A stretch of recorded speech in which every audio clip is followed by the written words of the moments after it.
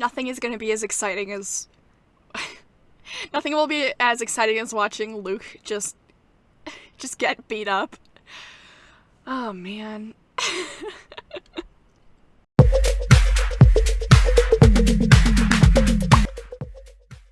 Hey guys, and welcome back to The Letter with me, Stormy. We're doing things, I guess. A lot of stuff has happened in one day. Like, a lot of stuff has happened in one day in this game. My gosh.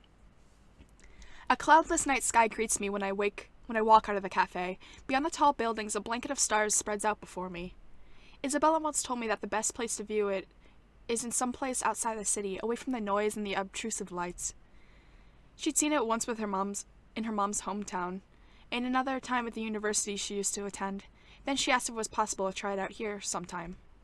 I agreed with her at the time, if only because she appeared excited at the mere prospect of it. We made it those little plans along with Zachary and Ashton. We never got around to it before. Now we may lose that chance altogether. Even so, I find myself enjoying this, despite being told it's only half the experience. Little things, you know.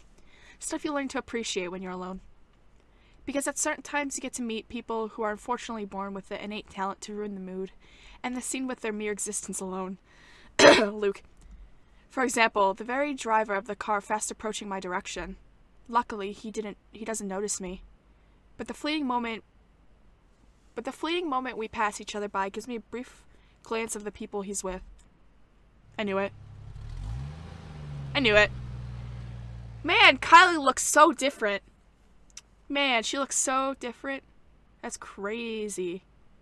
Kylie's sitting... Oh, I didn't notice that Kylie's, like, right over here. Oh, man. You shouldn't hire a prostitute with a child in the car. That's highly inappropriate, Luke.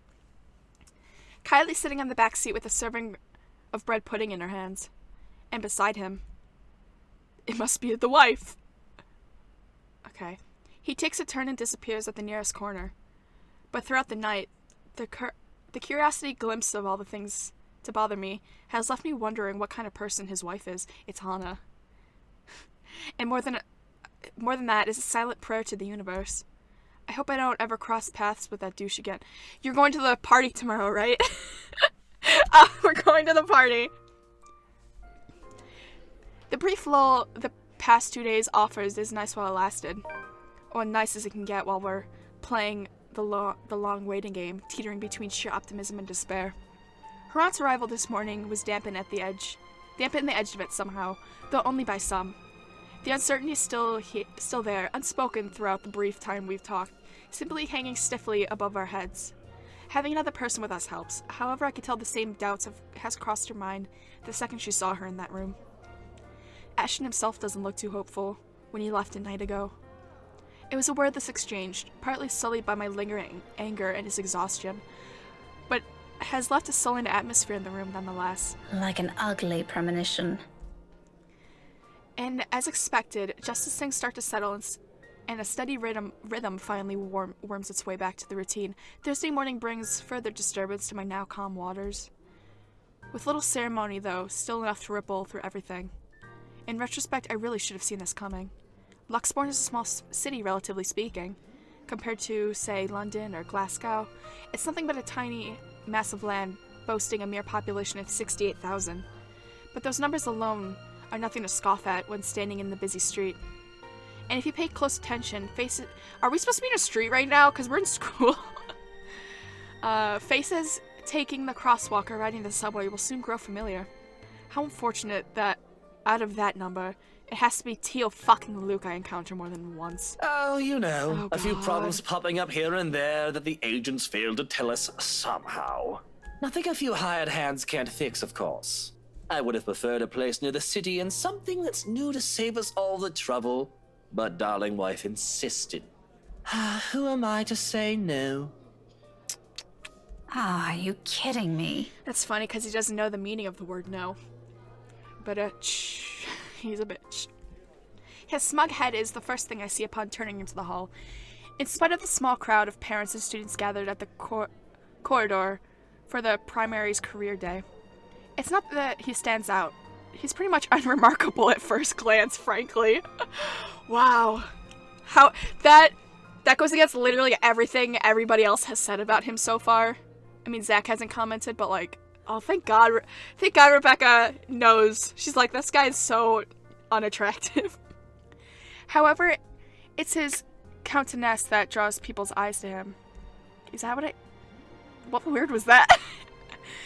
The manner he carries himself with all the confidence in the world, his mere presence dwarfing everyone around him. I'm willing to make a bet he's also enjoying the attention it garners him, especially the ones coming from the women. What an ass.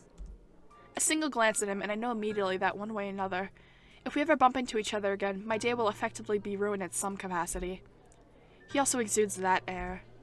The sort that makes you want to run him over with a lorry and pass it off as an unfortunate accident. With him, it's either you want to punch him or let yourself be charmed. There's no in-between. It's true. I'll gladly do the honor of the former myself, but alas, there are people around us. Now I'm stuck with having to face one of the two. I shouldn't have volunteered. At the time, helping out sounded like a good idea. I have no classes left today until after lunch. I could have opted to stay at the teacher's lounge and work on my lesson plans, but that means being left alone with our deputy head and his chatter. He's a good man, but Crivens, he could talk anyone's ear off. So the moment an opportunity arose, I jumped on it. It's a simple task to boot. Just deliver a whole box of materials and a few posters for the event. Maybe stay around to assist if time will allow it. I just wasn't expecting him to show up here. Out of the frying pan and into the fire. Had I known, I would have stayed and suffered through our deputy's impromptu speeches about his life crises instead. But what's done is done. Going back is also out of the question. With how unexpectedly heavy the load I'm carrying is, I hate to lug this trip back just because my pride can't handle another second interaction with the guy. He's insufferable already, but I've already made my fair share of dealings with teens of more or less the same temperament, all considerably younger than him, and they listened. If he wants to be difficult like the last time, so be it, but he can bet a sorry English ass I'm not standing down. Left with no other choice, I brace myself and suck in a breath, mustering every bit of patience I have left, and I step into the hall. My grip on the boxes tightens when I pull it closer to me, and I attempt to assume a low-key air as I amble towards the room. The box is not big enough to hide my face, even with the stuff piled on top, but if all else fails, I could just hit him with it. Still, a small prayer forms in my head. If there's even one listening out there, please grant me enough restraint. Better yet, I hope he doesn't notice me at all. That'll definitely make my life easier. Seriously, how hard can it be? He's standing a few ways from the door, and there are plenty of people between us to use for cover. If I'm careful, I could just go in, hand him the stupid box to whoever's in charge, forget every plan of staying longer than necessary, and step out as soon as I can. Easy as pie. But as luck would have it, the exact moment I reach the room's threshold, someone barrels towards me. She latches onto my waist before toppling the sudden commotion with a gleeful squeal. I knew it's you! The force of it nearly throws me off balance, sending the items stacked atop the box tilting dangerously to the sides. With the child's added weight at my waist pinning me to the spot and both of my hands occupied, watching is the only thing I'm able to do. The short seconds in between slows as everything gradually slides off the box's small surface. Under different circumstances, this would have made for a funny story some other time. Comical, even. Until another set of hands reaches out and studies the posters threatening to take a nosedive right into the floor. Posters. Oh, careful now, Daisy. Don't make a mess here. I'll kill you. My entire body freezes. Upon hearing his voice alone, an irrational impulse to hit him immediately bubbles up. But before my limbs can catch up to what my brain is currently screaming at me, he moves and takes the burden off my arms. Irritation gives way to surprise. Then confusion. It is in that moment when instinct finally kicks in and I tug the boxes closer to me before he can fully lift it off. What are you doing? What does it look like? You're surprisingly slow on the uptake for someone of your profession, aren't you? Bloody, doesn't this school have people for this kind of work? So much for being a center of academic excellence. I'm going to ignore that slight to my alma mater and my work, because that's not what I'm trying to get at. You know what? Why don't we just rephrase that to something you'll easily understand? Why exactly are you doing this? Well, you look like you could use a bit of help. Have you seen your face while you were heaving this around? Mister, I'm pretty sure if there's ever a look on my face, it's entirely because I saw something extremely unpleasant this morning. Aren't you a ball of sunshine today, Daisy? Having a bad day, aren't we? Oh, you have no idea. I'd put it away if I were you. You might scare the children. You don't have to worry about that. This isn't my department. I was just asked to bring these. Anyway, I can handle this myself, mister. The room's just right over there. Behind you, in fact. Now, if you could please move over and make way, it would do the whole world some good. Keeping my voice level throughout is a miracle in and of itself. But regardless of how polite my request is, he doesn't budge. Oh my god. Did what I've just said fly over his head? Were my choice of words really that difficult to comprehend? Surely it shouldn't be that hard. I think he might be a little touched in the head. By the book that you hit him with. I like to ask him that, actually, but Kylie chooses that instant to pipe in. Don't worry, Miss Pink. Tio's strong. You can leave this to I him. don't trust him. My papa does it lots of times. But I'm not allowed to talk about it to anyone. Huh. Tio says it's Confidential, Munchkin. That's right. Tio's smart. Isn't he, Miss Pink? I'm still of the opinion that he's a piece of shite, but I must admit his goddaughter's excitement is contagious as always. A smile makes its way to my lips. She has had to budge from our place, though, to be honest. I'm starting to lose some feeling on my stomach and how tightly she's wound her arms around it. I'm sure he is, Kylie. But I'm also sure he'll find better use for it elsewhere. Like helping you out. Oh, well, that's one thing, but You heard the kid. no one's asking you. What are you aiming for, Luke? I'm so confused every single time I see him. He changes, he's a different human being, and it confuses me. What is happening? Oh, you wound me, woman. And I'm quite certain I can do more damage than that. Shall we give it a try? It turns into a Street Fighter game. Again? He pales, stammers for a bit, until he ultimately decides against saying anything and settles for a brief show of discomfort instead. He probably having flashbacks of the last time we met. His composure when he finally regained some of his bearings says it all. It's nothing short of hilarious if I do say so myself. I'll have you know that threats never work on me, Daisy. You looked very scared there. Not in a million years, not ever. You're assuming it's a threat. How cute. That too. I'm not scared of you. Just because you landed a hit. Do go on. Keep telling yourself that. It was a fluke, you hear? I was caught off guard and your damn book left a dent. If I end up in a hospital because of what you did, I'm sending the chief of Luxburg police after you, woman. You don't say. I'm surprised he didn't press charges, honestly. He could ruin her life, but he's just whatever. I was horny that time that she, kicked me in the dick, so it's okay. Just give me that bloody box. He snatches it out of my arms before a single word of protest exits my mouth and quickly disappears behind the classroom. Not that it matters who brings it now. My prior irritation has already melted into amusement.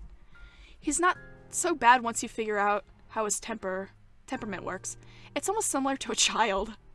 Though I still have to ask. Kylie, did your Tio eat something bad before coming here? He's unusually nice today. A far-fetched idea, much like my favorite Pokemon. I know, but it's only... I think it's the second time, maybe the third time I've said that. I know, but it's the only reason I can think of why this arsehole is suddenly acting like a decent human. Like a decent human he's quite frankly far from being. First and foremost, we didn't end our last meeting on a good note. It's because you got his rocks off, that's why. He's just shit, I guess I could do that again. If I were him, I'd avoid the very person who put a dent on his skull, as he so aptly put it. Why he's acting friendly 2 days later? He always is. But I made him promise to be extra nice to you since you helped me so much. I think you're gonna be great friends. No. I quickly stop on the urge to groan loudly or gag at that. He's the last person I ever want to be chummy with in this whole city, but Kylie doesn't need to know that. Are you sure it's not something he ate during breakfast? I gave him some jelly babies this morning. Really brought me lots of them. Mama said I should share, so I offered half of it to Tio when he picked me up. He likes the black ones. Oh, that's probably why he's weird. Jelly baby overdose. He could have done everything a favor. Oh my god, he could have done everyone a favor and choked on them while he's at it. He would enjoy that too much, Rebecca. You want some? I've got more. I couldn't find Melody or Takako this morning, but I'm sure they'll be fine sharing some of it with you. No, I'm not really very fond of them. I was just asking. Oh, where's your mum, by the way? Out of town with Papa. An unexpected pang hits me at her words. The statement, though innocent enough, unearths a whole trunk of memories from childhood. So eerily familiar. Nights spent eating dinners alone, the number of days coming home to an empty house growing with each passing year. And sometimes several Christmas Eves spent with relatives instead of my own family. It's too late to think about it now, but when I remember the dull ache is still there, familiar though lessened by the years now. Besides me, Kylie takes a step back, having gotten tired of clinging to me. There's nothing but cheer in her. She doesn't seem to be too affected by the fact. Although it makes me wonder how much of it is real, and how much of it is there to mask the loneliness, if there's even one. What a lucky child. Weren't they informed of career day beforehand? Yeah, I told them all about it. Mama was looking forward to it. And they still left? Uh-huh. It's important business, so it can't be helped. They promised to tell me about it when they come back tomorrow, though. Papa said he'll give me a gift if I behave. I've been a good girl, right, Miss Pink? You always are. But they asked they asked your Tio to look after you? For this? Nope, they didn't. No? Then how? It was supposed to be Tia. Mama likes her better than Tio, so she asked her, but she's sick and had to visit the doctor today. Oh, yeah. Oh, that's supposed to be a secret, by the way. Oh, but I think it's a bit confusing because Tio said she also went shopping. That's unfair. Don't you think so, Miss Pink? Mama doesn't allow me to go out when I'm sick. It's still okay, though, since Tio always buys me sweets before we go home. I'm gonna ask for a parfait today. Extra large. Don't tell Takako, okay? Listening to her like this, it's easy to get a picture of where Kylie's fondness for the guy comes from. She's far from a demanding child unless you've made a promise of some sort. She never forgets those. She'll make friends with anyone, wherever she is. Buy her a few things and voila, you're settled. No wonder she is so attached to that man. The douche probably showers her with gifts whenever he can. I can't say if the sentiment's the same for the latter, however. He doesn't seem the type, and probably just does it for the sake of getting some peace and quiet whenever he's with the girl. Classic techniques. But before that, I'm gonna show him to everyone first. It's gonna be great. No one else has a gazillionaire fairy godfather. Also, when I grow up, I'm gonna be exactly like him and marry someone really handsome. We just had this talk. You're not gonna be like him. You can't be like him. Like Tia did. That way, I can be awesome too. And, Erhana deserves a lot better. There's some sort of misguided logic in there that I'd like to correct. But before I can say my piece, douchebag steps fresh out of the commotion from the classroom behind us and plows into the conversation with every subtlety of a wrecking ball has. No shite given despite no one asking for his opinion. Munchkin, sweetie, trust me. You don't have to marry someone for that to happen. I don't? Just do your thing, darling. I'm quite sure you can do great things on your own without lugging around an extra baggage with you. Tia married you. Kylie drops the statement without any sort of preface, and the moment it lands, the douche finds himself grappling with the conversation. Yeah, well, that's true, Munchkin, technically. But it's not the same thing. A small frown creases the girl's eyebrows as she tries to comprehend her Tio's rather vague explanation. It's not surprising either when Luke tenses under the child's questioning gaze. It's familiar. I've seen the same look a great deal of times before, on Asha whenever he's trying to say something he can't quite phrase. Another second passes before the douche moves, kneeling in front of Kylie and placing both of his hands on the sides of her shoulders. Kind is the last word I've ever used to describe the man, but in this minute there's a smile on his face I can't place. Tender by all means for someone as obnoxious as him. It's a curious thing to see, if not a bit odd. Listen here, sweetie. Tia was already a great person before she met me. She is? But I don't see her doing anything. She's always at home. Not always, Munchkin. Did you know she's really good at numbers? You're good with them too. You helped me with my homework once. Well, Tia's much, much better than me. She used to do maths with big numbers. Oh, like millions? No, gazillions. And she's really, really good at it. So much so that her dad let her manage anything that had to do with it. That was even before she met me, too. Does that mean she's better than you? Is she? Oh, leagues, Munchkin. Is... Luke, God damn it, Luke, you enigma. Is this for show, or does he genuinely think that, like, Ahana's better than him? What? Way, way better than I'll ever be. Oh my god. Luke, don't make me feel things for you, I swear to God. What do I even say?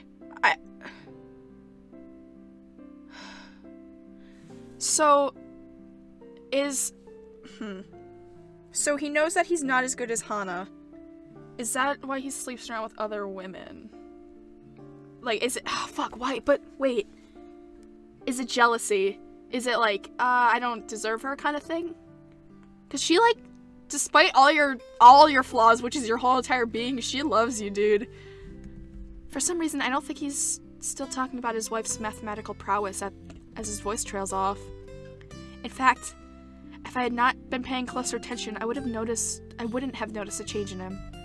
The slight shift in his smile, from one that's tender to something wistful, like remembering a memory he has been so fond of but often kept to himself. In that fleeting glance of it, a tiny insignificant part of the world somehow also shifts. Opinions changing, impressions moving. You know what? Why don't you ask Tia next time you have homework, Luke, I'm so interested in what you're about. Oh my god, every single time we talk to him, I just said this last episode, something new happens and I'm like, damn, what the fuck is happening with Luke? Okay, next time I'll ask her to help out. See? No need to marry a good-for-nothing bloke. Oh my, does he have self-esteem issues? Is everything he does like a cover for it? You can't give me insecure characters. You can't do that to me. Oh my god.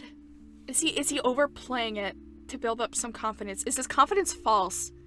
Why does he sleep with other women? Oh, I love character analysis so much. This is so fun. Can I also tell her to not stay at home anymore? If Tia's good at it, I'm sure she can help you out too. And Papa. He computes a lot of numbers too. Tia can help him. You go do that. I'm sure she'll love to hear it, Munchkin, even if it's been a while since. Another silence from him without missing a beat. He turns Kylie around and lightly pats her shoulder in a gesture to end their conversation right here and there. Probably better before he could say other things he's never intended to say, or a child is not meant to hear. But off you go first. I think I saw your friend run off to the other classroom. The one with the pigtails? Go say hi to her. You still have those jelly babies to give her, yes? All right, but wait for me, okay? I've got loads more to show you. They put up my drawing on the bulletin the other day. I'm gonna take you there later. I'll be back. She soon disappears behind the small crowd, none the wiser of the sudden change in the mood around her. Luke strains as soon as she's gone. The expression on his face grows less kind now that there's no one to reassure. Despite that, a chuckle still escapes me. His head quickly snaps at me, an accusing glare in his eyes. Although it's less threatening now considering what I've witnessed earlier. Funny how one's first impression of someone can easily change within a minute, with that minute detail.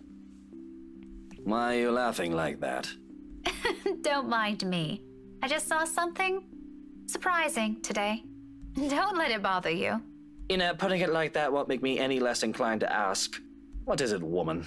If this is another one of your threats, I've already told you it isn't going to work on me. That good teacher act isn't going to fool anyone. What makes you think it has to do with you? I could have just remembered something funny. Not everything in this world revolves around you, mister. I am not daft, Daisy. It's on your face for all the world to see. Now, say it so we can be done with this stupid talk. I let out another laugh.